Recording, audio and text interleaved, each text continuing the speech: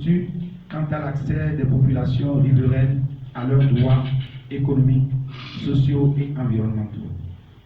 Les instruments nationaux en matière de lutte contre la corruption, en mettant un accent sur les dispositions du nouveau Code pénal 2015. Également, la réglementation de l'exploitation minière au Togo, la transparence des revenus issus de l'exploitation minière, donc les rapports ITIE, et enfin, la transparence sur les documents sociaux, environnementaux, notamment donc les rapports d'études d'impact environnemental et social, et les rapports de suivi et d'évaluation de ces études.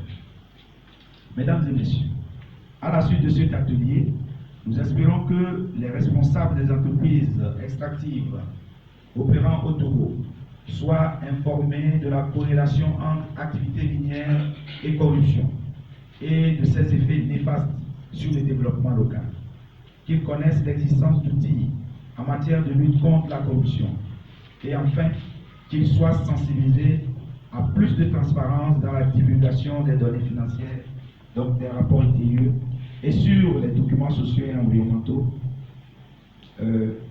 dont ils disposent en général. Je voudrais remercier toutes les personnes présentes ici ce matin pour leur participation.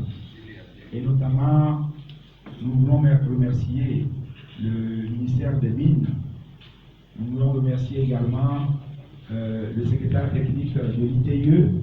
Ces propos sont énoncés dans les principes 4 à 12 de la norme ITIE. À partir de ces principes,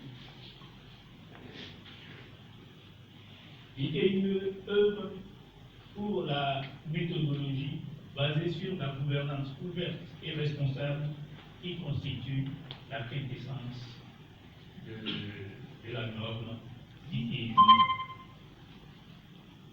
Les exigences de la norme ITIE expliquent explicitement les démarches à suivre, alors que la corruption est cachée plutôt dans les infractions contextuelles, des informations contextuelles. Je veux citer la production, le commerce des ressources minières ou bien la vente, qui rassemble les conventions internationales, un autre bouquin qui prend en compte les dispositions pénales les dispositions pénales relatives à la répression des actes de corruption et infractions assimilées qui sont contenues dans le nouveau code pénal du 24 novembre 2015. Donc ce sont des actions qui peuvent être multipliées parce que c'est en français. Pourquoi ne pas faire des manuels en langue comment je peux le dire, en langue maternelle, en langue nationale comme l'évé, le cabiais. Donc ça permettrait également que chacun à son niveau puisse avoir l'information. C'est aussi le rôle des organisations non gouvernementales de pouvoir entretenir les communautés à travers des sensibilisations de masse sur ces différentes manifestations de la corruption.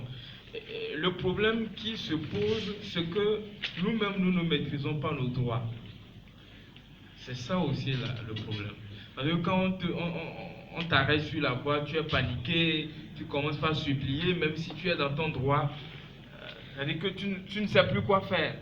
Alors que si on t'avait préparé à maîtriser tes droits, à savoir que dans telle situation, tel doit être mon comportement ou ma réaction, tu pourras peut-être te défendre.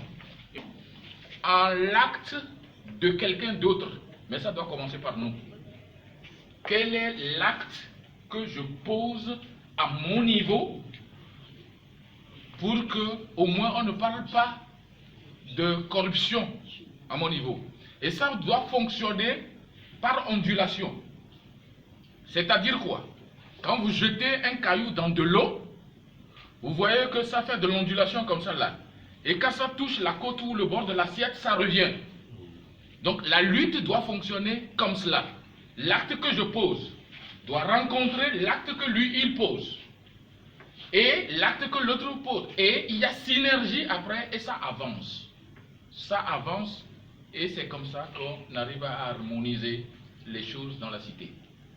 Merci. Je crois que je vais aborder dans le même sens que le dernier intervenant de comité. Les outils.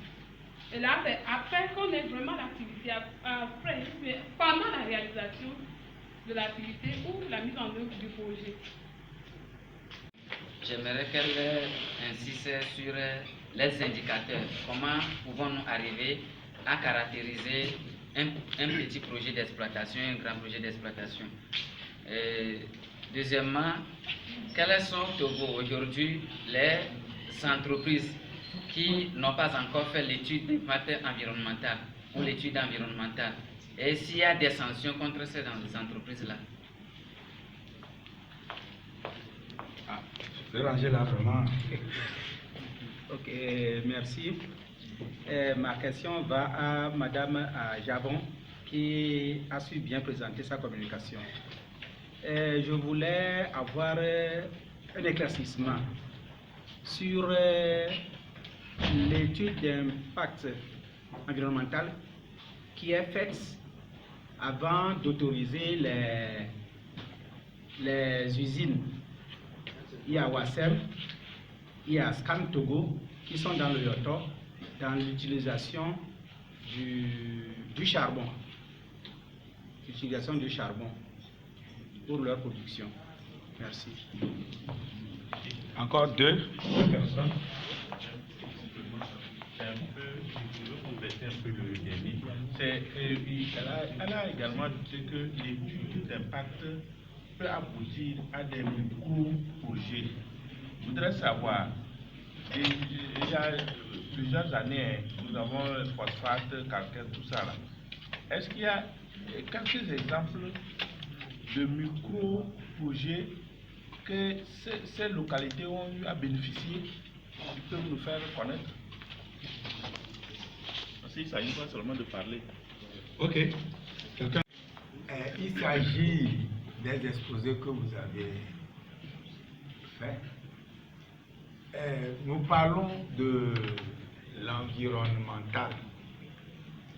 Avant d'y accéder à ça, il a fallu qu'on voit les paysans, c'est-à-dire que le village concerné où il y a le site ou chose, ils doivent être d'accord d'abord avant de voir l'équipe environnementale, après les services de mine. Tout cela doit coopérer. Bon, maintenant,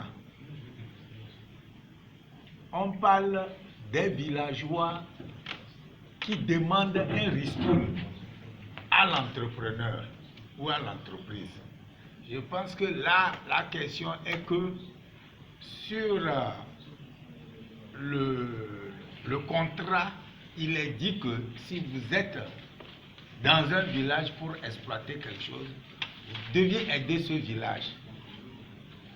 C'est bien noté. Et sur ce, l'entreprise doit les aider. Mais, par exemple, s'il y a 10 projets où le village peut faire, l'entreprise ne peut pas faire les 10 projets à la fois.